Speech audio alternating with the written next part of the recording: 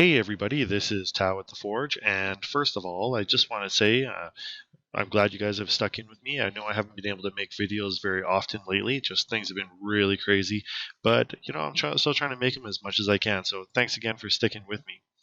Today I want to talk about the upcoming banned and restricted announcement that's going to come up. Wizards recently they said no bans about 2 weeks ago, and then they suddenly pushed forward the other date and said, okay, we're going to do it in 2 weeks. So we have a banned and restricted coming up tomorrow. So here's the thing. It's pretty late, so I'm probably doing this on like the eve of the banned and restricted announcement, and I just wanted to go over some cards that I feel like should be banned from standard or should never have been made. Um, I've been actually enjoying playing Arena quite a bit, but the problem is that there's a lot of broken stuff. And in a way, it's actually really quite unbalanced and makes a lot of games really unfun. So here's the thing: is like I think the problem is in their design group, and they have this like design group with a whole bunch of pros in the game that are designing the new cards. And I think the problem with having pros designing the new cards is that pros are always trying to up the power of things. They're always trying to, like, they're all spikes basically. If you don't know what that means, a spike is someone who's basically just plays to win and just wants to win. Like that's what they just enjoy doing. And you can't really get to be a pro like just by not like unless you just kind of want to win at all costs. So the problem is that you have a bunch of pros who just really like to do that, and when they design it, they always think like, well, what's going to be fun for me to play? And so then what happens is that they're designing just kind of what's fun for them, and they just develop a whole bunch of overpowered stuff, right? Like and stuff that's really kind of ridiculous sometimes. So another thing I've noticed is that the designers always have this really unhealthy love for mono red and the Simic color. So blue green, especially, or mono blue, but very often blue green. There's very rarely anything that's super overpowered in white or black, right? It's just really frustrating. Not that there's not anything overpowered in white and black, but just things shouldn't be overpowered at all. So I was looking at some of the cards that I think are just really broken, and there's a lot. I don't think they're going to ban all of them, but here is my top picks for the banning of the cards. I've chosen 16 cards, which is quite a few, and that I think are at least worthy of ban consideration. And I'll go through each one. I'll talk about why I think they should be banned or even just restricted. Maybe we should have restricted in standard because they're just ridiculous. All right. So, anyways, for those of you guys that don't know what restricted means that you can play the card, but you can only have one in your deck. All right. So, anyways, of these cards, I found that they generally fell into all of them fell into all but one of three categories. One of them fell into a different category, but the first one is that it's just overpowered. It's just too much value for what you're getting.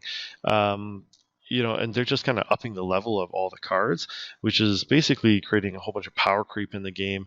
And I don't know, I don't think it's healthy, and it makes things that are just kind of unfun, especially when other things, like you just have some things that are overpowered, and it really forces people to play into a certain deck archetype, which means that the game, like, there's a few different ones, but like it really kind of stifles innovation, because if you're playing like kind of a jank deck or a rogue deck, it's really difficult to even get any wins against any of these decks because they're just so brutal and so oppressive.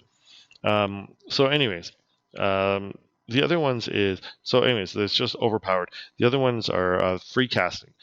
For some reason, Wizards just loves to give people free casting, and what I mean is a casting without paying any mana, right? So just being able to put stuff onto the battlefield, or it's just ridiculous. Like, free casting just should not be in the game. Otherwise, why do you have mana, right? Like, why not just play, like make it like like a game where you just say, okay, on every turn you can just play two spells from your hand, and it doesn't matter what they are, right? The reason why there's a mana is to keep people from doing free casting, right? To limit the amount of resources that people have in the game to make it more interesting. Now, yeah, you might not like that. You might want to have more resources, but that's why you have to balance the lands. Now, Arena already breaks that by doing their double draw rule, which I really think they shouldn't do, right? So, when you're drawing, you get that it actually draws you two hands at the beginning of the game, and it chooses the one that's most land, the most advantageous land one that it thinks for you, and so it's already giving you like better land than you should get, which allows people to kind of build not as good decks. But then allowing people to free cast after that, I think, is just stupid. And then the last one is breaking the color wheel. Now, if you're new to the game, then you might not understand the color wheel, but the color wheel basically is a wheel that shows like what powers and weaknesses each colors have. And the thing is, colors should have specific strengths and like things that they can do and things that they can't do. Like for instance, black has some life gain, but it has no enchantment destruction at all, right? But it has all creature destruction, right? White is basically all protection, but it doesn't have very big creatures, and all of its creatures are generally small, and it generally does almost all just protection type stuff. Blue also has very few creatures, but it has a lot of card draw. Right, red typically does all the direct damage stuff and really is super aggressive, but it runs out of gas. It doesn't typically have card draw. Right, and I'm missing a color here. Green has the most mana efficient creatures, but it barely ever has any flyers. The only thing it has is creatures with reach in general, right? And there's other things too, like there's some things that just come from other color, like Convoke, for instance, is just typically white. Drawing cards is typically typically blue. When it draws cards, will allow you to draw first and then discard. So draw two, discard two. Red will force you to discard first and then draw, because it doesn't. When you're drawing a card in red, you don't get to make decisions. You're just basically doing it off of passion, right? So, anyways, I should do a video on the color pie, but that will have to come at another time. Let me know in the comments if you want to see a video on the color pie. Anyways, so here's my list. Now, first I want to start off with one that people are talking about that I do not think should be banned, and that is Doom Foretold. So Doom Foretold is 2, a white and a black. It says it's an enchantment that at the beginning of each player's upkeep, that player sacrifices a non-land, non-token permanent. If that player can't, they discard a card. They lose 2 life, you draw a card, you gain 2 life, you create a 2/2 white knight creature token with vigilance, then you sacrifice Doom Foretold. Now, don't get me wrong, this is a powerful card, right? But the problem is that this is at each player's upkeep, and you have to sacrifice a non-land, non-token. So you can't sacrifice like food tokens, and you can't sacrifice your lands. So the reason why is because, your opponent's going to go first with this, right? Because you're going to play it on your turn. Their upkeep's going to come next. So they have to sacrifice something. Okay, great. But on the other hand, if you when it comes to your turn, you also have to sacrifice something. And if you can't, right, then you basically don't get any of these things, right? You don't get the 2 life, the draw card, the whatever, right? Your opponent doesn't lose a life or discard, so it basically your opponent could actually just beat you out on this and you get nothing out of it, and you just had to sacrifice as much as they did. And there's ways to get value off of it, sure, but that's just like any other card. I don't think that this one is especially broken, at least not yet anyways. So this card I think I'm actually just fine with Doom Foretold, right? Okay, so going to my top 16. So number 16 is Torbrand, Thane of Red Fell. Now, I don't think Torbrand, Thane of Red Fell, that's first this time. He's 1 and 3 red, so basically you got to play him in mono red. But, of course, where else would you play him? So he says, if a red source you control would deal damage to an opponent or a permanent an opponent controls, it deals that much damage plus 2 instead. Now, here's the thing. On its face, it doesn't seem really that bad because it's a 4-mana creature. But you also have to consider the environment that this is in, right? So you're doing this in an environment with Cavalcade of Calamity, with that stupid like Scorch Elemental that does 1 damage every time it attacks, and stuff like that. And so there's actually a lot of ways for you to take damage from a red source. that are really kind of unavoidable. And to change that 1 damage into 3 damage is just brutal. And here's the thing: typically, a player playing this mono red aggro deck will play a turn 1 like a Scorch Spitter, turn 2 Cavalcade of Calamity, and attack in. Now, at this point, unless you're playing like just all removal, it's super hard to even deal with that, right? So they're already hitting you for like 3 or 4 a turn by this point. On turn 3s, they're going to be playing, let's say they have 2 or 3 mana, they're going to play 2 or 3 more of these types of 1/1 creatures, right? And then on turn 4, they drop Torben, and basically they're hitting for like 12 or 15 damage like all at once, right? So like that can be just really oppressive. And and that's basically a turn 4 win, and he's right on curve. Like if you got him, is just going to come out exactly when you need him, right? So I think that this is actually like almost too much. And the other thing is he's a 2/4. So let's say you have like some removal. Typically, removal, unless it's black, just says like destroy target creature. Typically, removal will say like do 2 damage to all creatures, or all creatures get -2/-2 till end of turn. Or let's say you have like what's basically the gold standard of removal is like lightning bolt, right? So like lightning bolt does 3 damage. So because he's a 4 toughness creature, it's really difficult to get rid of this guy. You almost have to 2-for-1 him. But the problem is if you 2-for-1 on this guy, then you've got nothing left for the other creatures. So like it's just so oppressive to play against this when your opponent gets him out on curve. Still, if your opponent didn't get him out, then okay, it's like on his own he's not that bad, but still I think this is pretty broken. And you're gonna see, like I was talking about how the designers seem to have this like fetish for red and Simic, and this is again just a red, one of the red cards, that I think this should have been a joke, right? Anyways, okay, next one up is Risk Factor. Right, Risk Factor is 2 and a red for an instant. Target opponent may have Risk Factor deal 4 damage to them. If that player doesn't, you draw 3 cards. Okay, I just said before that one of the things on the color wheel is that red does not get card draw. Right? Like the whole thing with red is that you come out super fast, but if you don't kill your opponent, if your opponent can survive the early game, then you're screwed. Right? And that's basically how it is. Right? That's how it should be. But to give the opponent, right, at instant speed, no less, right? Like you do 4 damage to them, and if they don't want to take the 4 damage, they have to let you draw 3 cards, and then after that you get to jumpstart, so you get to do it again as well. So if you draw a land off of those 3 cards, you get to do it again. Like that's just ridiculous. You're just totally breaking the color wheel there, and it just shouldn't. Like this card is totally broken. Like they shouldn't have this card.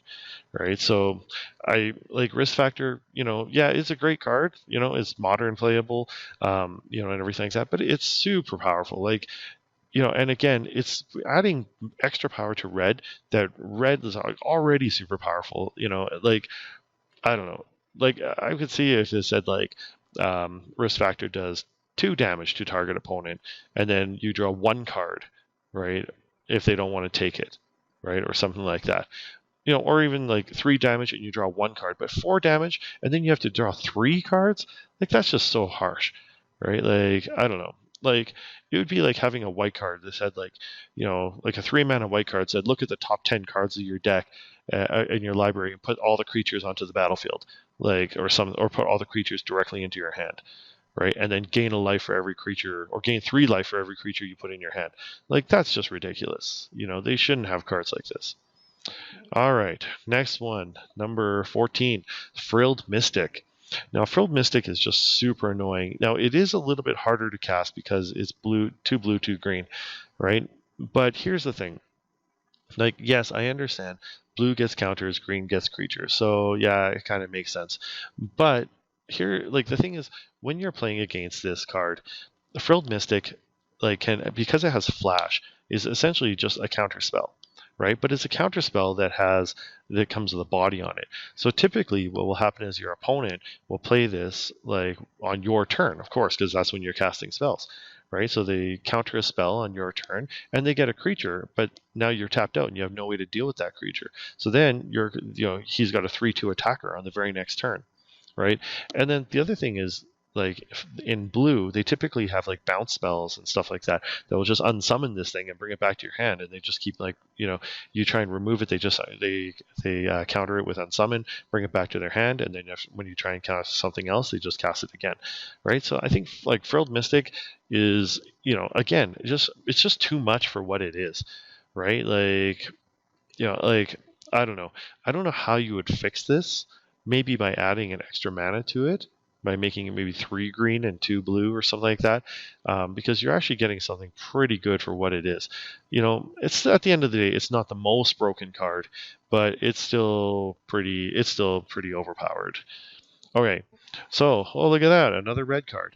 Okay, Iron Crag Pyromancer is 2 and a red.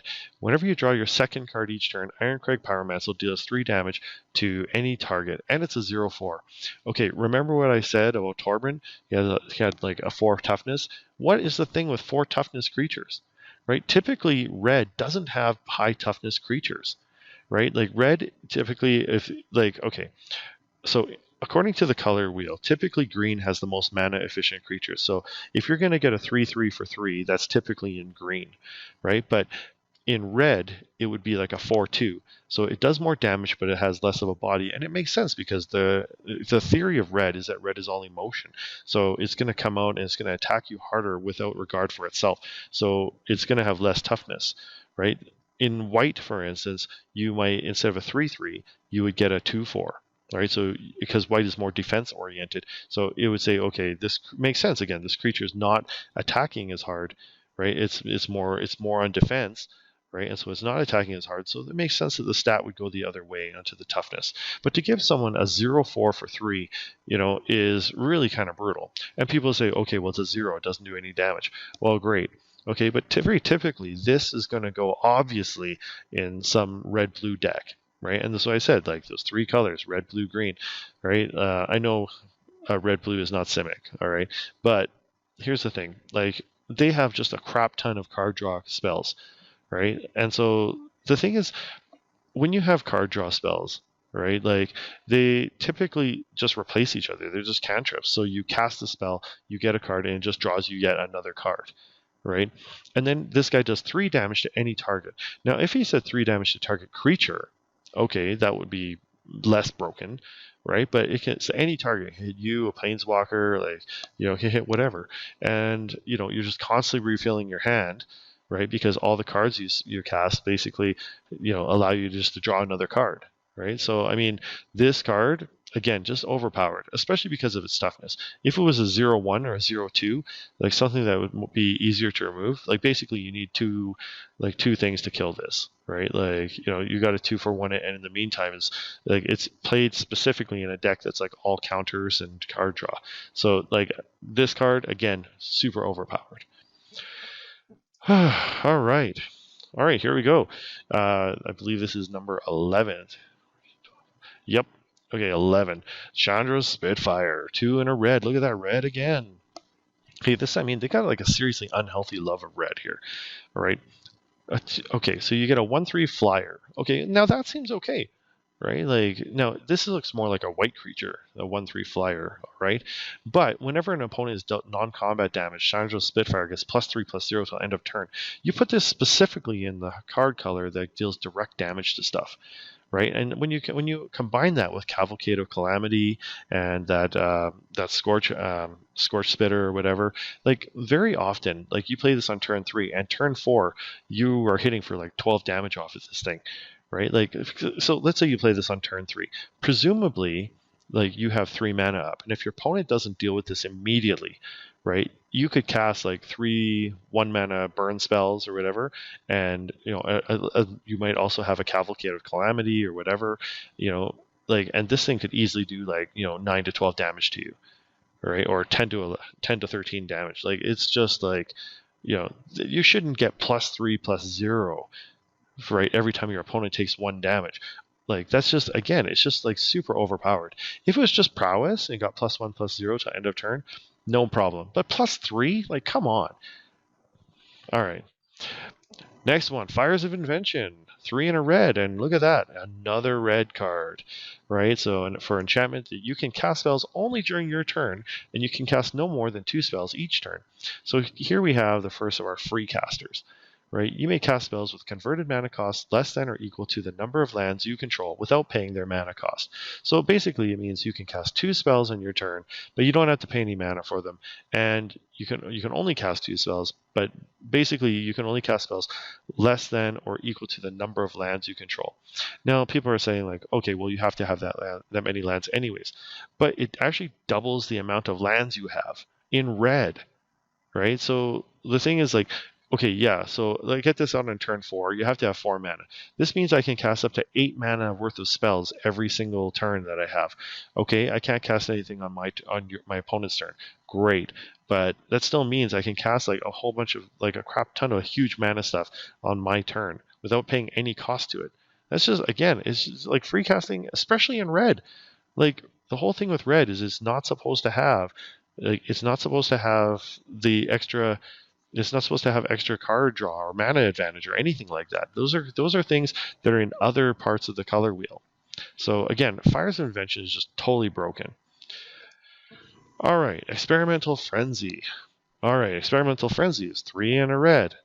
Okay, you may look at the top card of your library anytime. You may play the top card of your library. You can't play cards from your hand. Now this is okay, so you can't play cards from your hand. Great. All right, but basically this allows red to have almost infinite card draw until they get two lands in a row or 2 lands on their turn, right? So basically, if you ever see a mountain or whatever, you just play it off the top of your library. You can keep playing cards over and over again, until you run out of mana, right? And again, it gives red basically an infinite number of cards that they can play with. And you had people breaking this on Arena by playing like 13 land decks, right? Where they just like Arena's Broken Shuffler would allow them to get extra cards, like or to get the proper number of lands in their opening hand, and then they just use Experimental Frenzy and just like destroy people, right? So I'm not sure if people are still doing that, but on its face, Experimental Frenzy breaks the color wheel, right? Because what it does is it gives red extra card draw, which red should not have. That is in the domain of blue, right? Blue is the card draw. It's like if you gave blue burn, right? So like imagine what would happen if you gave blue like 1 mana like lightning bolts, right, and stuff like that. That would just be ridiculous, right? So you shouldn't do this. And what it is, I think, is you have some red player up in design who says, you know what, I'm tired of fizzling out. I'm tired of fizzling out on my crappy red deck, and I would like a way to make things better. So instead, what they do is they develop something like this, which allows them just to go off and just play cards right out of their library, right? And then once they're out of their library, then on your turn, they just destroy Experimental Frenzy, and then they just can use all the cards they just drew that they weren't allowed to play. So they're allowed to refill their hand up over and over again. And if you look at it, conveniently, it's right on curve at 4 mana when typically red would die on its curve. So again, Experimental Frenzy, breaks the color wheel. It should not be there. All right, Teferi Time Raveler. Okay, Teferi Time Raveler basically makes it that your opponent can't cast spells on your turn. So like just basically eliminates all counter spells, right? It also allows you to like immediately return something. Now there's a reason why this is played almost in every blue-white deck. Now he's just basically overpowered. He's like 4 mana, he comes out with 4 loyalty. He can return a target artifact, creature, enchantment to its owner's hand immediately, and also draws you a card, right? So not only do you pay 3 mana to draw a card, but you also get to return something to your opponent's hand, right? And then until your next turn, you may also cast sorcery spells as though they had flash. And so like very often you can get this guy down super early, right? You can, if your opponent has like, let's say they played a 3 mana creature to start, you play him down, return it to his hand, they have to play it back, right? And there's no way for them to just deal with it immediately unless they just happen to have something, it's just very often this comes out so early and can just be so oppressive so early that it just makes games like super not fun. All right. Okay, Fae of Wishes. Now, the thing with Fey of Wishes is one in a blue, and I don't have any problem with the one in a blue, discard 2 cards, return it to your owner's hand. But the problem is, and I really don't like this concept that Magic is doing, that Wizards is doing, like same thing with Mastermind's Acquisition, where you can choose a non-creature card, or you choose a card from outside the game, reveal it, and put it into your hand. And what they mean from outside the game is not just any card in your collection, but they mean in your sideboard. Right? So when you're basically, your sideboard is not supposed to be part of your deck, right? It's just not, right? Like, what's happened is that, you know, like Wizards at first, you just typically could play cards out of your, out of your library. All right. And then they made it okay, black can play some cards. Some cards can be played out of your graveyard. All right. Okay. That kind of makes sense because black is, the color of death and they're resurrecting stuff. And, they see death as a resource. And okay, yeah, that makes sense. All right. So, giving that an ability like that to black. Same thing with blue because blue, again, also has zombies. That you could get stuff out of your graveyard. But now they have things like you can cast things from exile, right? Exile used to be just out of the game, right? Now you can cast things from exile, right? And the other thing is that now they're like saying you can even cast them from your sideboard, right? Like, so your sideboard's not even supposed to be part of your main deck. The sideboard is supposed to be like cards that you change in between best of threes, right? So that you can adapt your deck to better deal with your opponent's deck, it's not meant to be like a toolbox of just extra cards that that you can bring in the middle of a match. Right. So like being able to see what your opponent's playing and doing, and then just use this card to like go in and just choose the one card that can wreck your opponent is just brutal. Right. So what you'll see people typically do in the sideboards here is like, in a normal game before you were allowed to do this, people would sideboard and they'd have like typically like 2, 3, 4 of everything, right? Especially some really important cards. Like if your deck was like specifically vulnerable to burn, you would have like 4 of Leyline of Sanctity, or something like that. Instead, now you just have like one card that can just wreck every single deck, like every single main deck that you might play against, right? And then you just play Fate of Wishes and you just look for that card, right? Like, it's just it gives you too much power, right? That's why I said it's just overpowered. It lets you go and look for one of 15 cards that could just like destroy your opponent's like whole game strategy. It doesn't even matter if it was on your strategy or not, right? And then it also breaks the game. You're not supposed to use your sideboard as extra cards, right? Like it's like kind of saying like just hide 15 cards up your sleeve and grab any one that you want. Like, like you shouldn't be able to do that, right? That's just too powerful. All right. Oh, look at this. Simic colors again. Hydroid Krasis. So Hydroid Krasis is, okay, so it's X, green and blue. So when you cast this spell, you gain half X life and draw half X cards round down each time. It has a flying trample. Hydroid Krasis enters the battlefield with X +1/+1 counters on it. That, okay, is too much for what you're getting. All right. Now, typically people play this in the big land ramp deck, and that's because, blue and green are the ramping colors, right? So essentially what you can do with this though is like people typically play this, let's say for X6, right? So they're casting this. I've seen this cast for even more than that, but let's say X6. So you have this spell cast. Now, here's the thing. When you cast it, you get this stuff. Not when it resolves, just when you cast it. So even if your opponent counters it, you still get half life and you still draw half cards. So if you cast this for X6, you would still gain 3 life. You would still draw 3 cards, right? That's just, like again, like the person countered it. If you countered it, it should have no effect, right? And then on top of that, so it comes in as a 3/3, okay, but then it also has flying, okay, and it also has trample, right? Like really, like like I've seen this come down and it's like, like an 8/8, right? And like you might have your opponent on the ropes, they throw down a Hydroid Krasis and they're like totally back in the game. There shouldn't be like any like, and it could be even after you just like countered it, right? So they play the Hydroid Krasis, you counter it, right? And they gain like 8 more life and they draw 8 cards or something like that, and like they're just right back in the game. That shouldn't happen after you countered a card, right? So for that reason alone, I don't really like Hydroid Krasis. Like they should have just made it indestructible and uncounterable then too. But this, when you look at it, it's sad that this is not even the most broken card yet. All right, next one, Risen Reef. Now, Risen Reef seems like a terrible card. Well, it doesn't seem like a terrible card, okay? But on its own, it doesn't seem like it's that great, okay? So 1 green blue for a 1/1. So 3 mana 1/1. Okay, that's not that great. At least it's not a 1/4 like all the other bastards, all right? But okay, but here's the problem. Whenever Risen Reef or another elemental enters the battlefield under your control, look at the top card of your library. If it's a land card, you put it onto the battlefield tapped.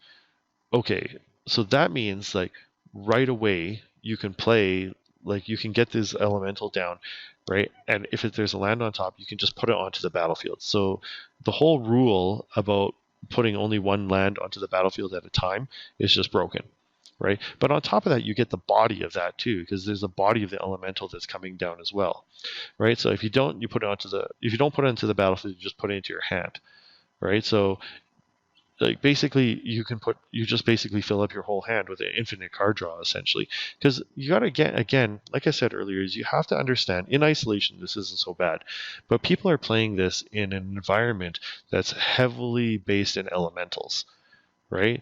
Like, like the artifact lands don't seem like they're that bad, unless you consider that they were being played in an environment that had affinity for artifacts, right? And then they're just broken.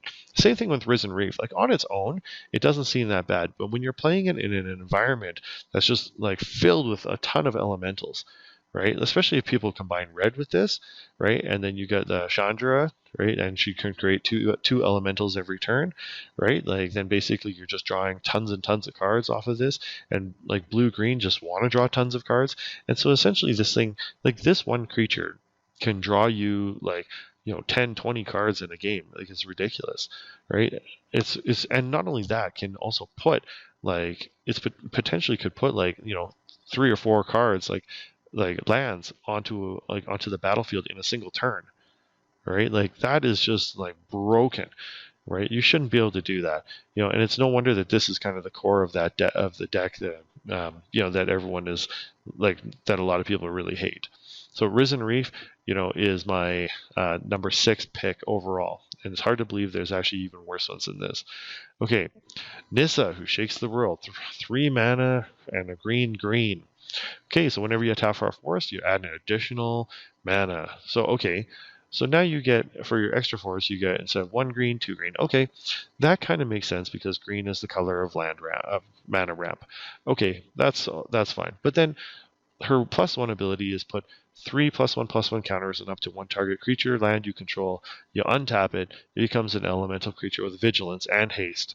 Okay, so you can tap that land, right? So if you tap the land to create Nissa, right, and then you turn it into not as a creature land, okay, it actually becomes a creature and it's not tapped anymore, right? And then it also has haste and vigilance, right? Like, and it's just really, really hard to deal like with that, right? Like the problem is, okay, I'll talk a little bit more. I'll come back to this card later, right? But because there's another card that I want to talk about that goes along with this one. But the problem is essentially that even when you deal with her, she's oppressive. All right. So, anyways, number 4, Lucky Clover. Lucky Clover is essentially free casting, right? So whenever you cast an adventure, instant, or sorcery spell, you copy it. You may choose new targets for the copy. All right. So this one, again, on its face, it doesn't seem so bad, right? But the thing is, okay, you have to consider if the adventure cards were built to be balanced, right? So you pay 4 mana, your opponent discards 2 cards. Okay, that doesn't seem so bad. But when you're paying 4 mana and your opponent, you get to double the effect, right? So consider Lightning Bolt. Lightning Bolt's 1 red for 3 damage. Okay, that seems to be like the gold standard for damage. Okay, or same thing with blue. Typically blue is you get to counter a spell and typically it's for 3 mana, right? So it costs 3 mana to counter a spell, and then less mana if you want to counter a spell with some restriction. So it might say it's only 2 mana, but you can only counter instants, or 1 mana, but you can only counter a very specific kind of spell, or something like that, right?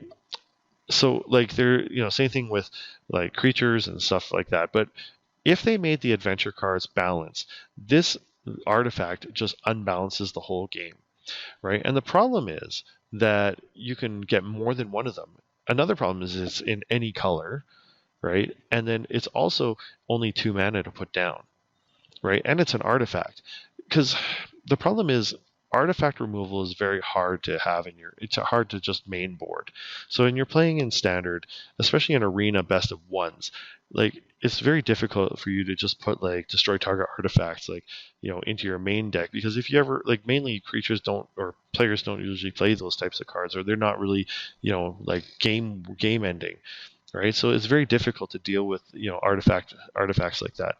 You know, so for 2 mana you get this artifact, and then like if you don't resolve this really quickly, like I had a person on turn 3, like I think they played turn 1 Goose, turn 2 Lucky Clover, turn 3 like, and they had like swamps, and then they like made me discard like 4 cards on turn 3, and that was just so game breaking, like because of Lucky Clover.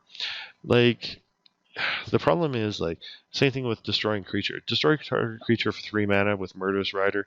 Yeah, that seems fine, right? Destroying target creature for 3 mana, that's what it should be. But then destroying 2 creatures for 3 mana, that's a little bit broken. Or like if you combine this with Fae of Wishes, where you can go, and look for 2 cards from your sideboard. Again, like that's just really broken. So I don't know. Like Lucky Clover, again, just is free casting. It basically doubles the effect of everything. You shouldn't be allowed to do that. All right, we're going to my top 3. My top 3. So number 3, Cavalcade of Calamity. Man, do I hate this card. This card is totally busted, right? So it's like whoever designed this just loves red a lot. So whenever a creature you control with power 1 or less attacks, Cavalcade of Calamity deals 1 damage to player or planeswalker that creature is attacking, right? So again, you're playing this in a deck with a whole bunch of creatures that just do 1 damage. They're really cheap, and then you combine this with goblins and stuff like that, and like again, because it's an enchantment, it's really hard to deal with. And typically, when people are playing decks with a lot of 1/1s, they're just flooding the board, right? So it's not like you're just going to get 1 creature that does this. You're going to get like 3, 4, 5 creatures that do this. And then again, when you combine this with creatures like Chandra Spitfire, right? And you also combine it with things like Experimental Frenzy and stuff like that. Like you can just like power out a whole bunch of cards, and it just gets totally broken. Like red should not be allowed to amplify its damage like that, especially just for 2 mana, right? Again, if you wanted to put this on a creature, right, make this like a 1/2 creature or something like that, and like make it something that's more removable, then fine. But being able to take out an enchantment like that is just really, really hard. Like as you may notice, a lot of the things like that are really busted are enchantments, like, or artifacts, and mainly because nobody can really justify main decking like a whole bunch of enchantment removal, right? So anyways, like this card just totally busted, way overpowered. They should not have made this card. All right, number 2, Oko, Thief of Crowns. Oko, okay, Oko again is busted, and again on his face it doesn't seem that bad. 3 mana for a four loyalty planeswalker. Well, actually on his face he does seem kind of busted. +2, create a food token. Okay, but +1, target artifact or creature loses all ability and becomes a green elk creature with base power and toughness. Now this doesn't seem so bad if you think like, okay, your opponent's creatures, like, okay, so if I put like like a Tithe Taker or something onto the battlefield, or I put like a Hydra or something on the battlefield, Oko can turn them into a 3/3. Okay, well I still got a 3/3, and a 3/3 is not too bad, but that's not how he's being played. Typically, the way he's being played is he makes his own creatures, his own artifacts into those 3/3s, right? And this is kind of what I was talking about with Nissa, and like I think it was Brian Bronduin also mentioned this, is that even when you deal with these cards, right, they're still super oppressive. So let's say you have turn 1, you play Gilded Goose, right? Like turn 2, right? Like you play another land, you sacrifice it, you get Oko, right? Okay, now Oko creates a food token. Now let's say you can't deal with him immediately, right? Well, okay, then on turn 3, okay, he makes a 3/3 against you, right?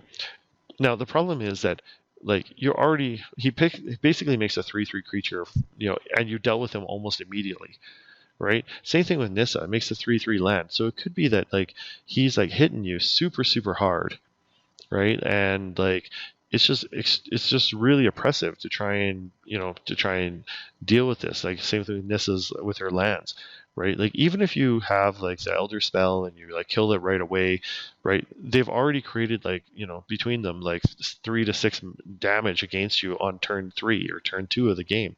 It's really oppressive and really hard to deal with, and it just makes things not fun, right? And you put down creatures that you might think are pretty good, but then you just turns them into elks, right? And then Nissa can just trade her lands for them, and it's just it just is like totally busted, and that's why like this playing when you're playing against Oko, it's just not fun at all, right? Like this card.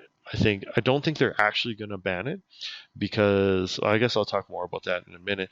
But I think it's because like he's kind of the face of Eldraine, right? And so they're not going to want to ban it, and people are going to get pissed. But I think that they should ban it or just make him restricted. All right, we'll talk more about what I think here later. Okay, same thing with Field of the Dead. Okay, this one's kind of a low-hanging fruit. Like everyone's saying, Field of the Dead is going to get banned, and I think it should. So here's the thing. Again, we're playing in an environment that has a lot of different colored lands, right? And like typically, you also play this with a lot of creatures that can just grab any land, right? So like you got like Risen Reef or Golos, Tired Pilgrim, or whatever. They can just go find this, right? So the problem is that when another land enters the battlefield under control, if you have 7 or more lands with different names, create a 2/2 black zombie creature token. Well, that just works extremely well with Risen Reef, right? Like because Risen Reef can just put almost an unlimited number of lands onto the battlefield, right? And then there's also like Fabled Passage, right? So like you get Fabled Passage, you put it into a land, you sacrifice, and get another land, right? And then right away, Field of Dead's making like a whole bunch of 2/2s against you. It makes things extremely difficult to deal with, right? And like it's just the kind of thing that like again, who's carrying like land destruction, right? Like Wizards doesn't want you to be destroying lands, but you have this one land and it's not even legendary, so people can have like more than one of them, and they're making like 2 or 3 or 4 like zombies every single turn, right? Like this card just should not exist. It's just totally busted. All right, now I want to go back and talk about some of the cards. Like one of them is again Field of the Dead. I think could be made into like I think it should be banned, but it would be way better if it was um, if all of the other lands, like the multicolored lands, were all legendary, right? So you can only, or if they're all restricted. So for instance, like if you can only have one of each, right? Like and it would make it way harder to play this and way harder to get this out. Same thing with Oko. Might be better if he was just restricted. I don't know. I think Oko actually should be just banned. Cavalcade of Calamity, again should be banned again. Like that card just shouldn't exist, right? Most of these should actually just be banned, to be honest. But again, like if you look at the colors, like there's only really like 3 colors represented here. It's just red and Simic, basically. Whoever designed this set just had a real fetish for those, didn't like really love those cards, and just made a whole bunch of broken, overpowered cards for those color combinations. Anyways, I don't want anybody to think that Magic is dying. I'm not saying that. The problem is there's very little room for people who just want to brew, right? And this is one thing because I love to brew, right? And it's very difficult to play and to brew anything or even try anything because like almost like every single match you're playing against is against like Oko or Ironcrag, the Ironcrag Pyromancer Izzet deck, or mono red aggro, or or like all this other control stuff, right? It's like one of like 4 decks I found that I'm playing like all the time, right? It's like very like basically its standard is like solved, and if you're not playing one of those 4 decks, it's extremely hard to win all the time, at all. So, anyways, that's pretty much that's my calls. Now, which ones do I think? I wouldn't be surprised if Wizards of the Coast actually didn't ban anything at all, right? They'd probably say, "Oh yeah, everything's totally fine." But what I think for sure they should consider banning is definitely Oko and Field of the Dead. But I think all of these are ban worthy. Anyways, I wouldn't be surprised if they just gave everyone a big FU and said, whatever. But anyways, that's it for my video. that's my long rant. Hopefully, I'll be a little less ranty in the next video. If you do like the video, please like and subscribe. And if you disagree with me, or you think there's another card I missed, or even if you agree with me, throw it into the comments. Let me know. I know I'm expecting everyone to come back and say, "Oh no, that card's not broken. That card's totally fair." None of these cards are fair. Okay. Anyways, that's it. Thanks for watching. See you next time.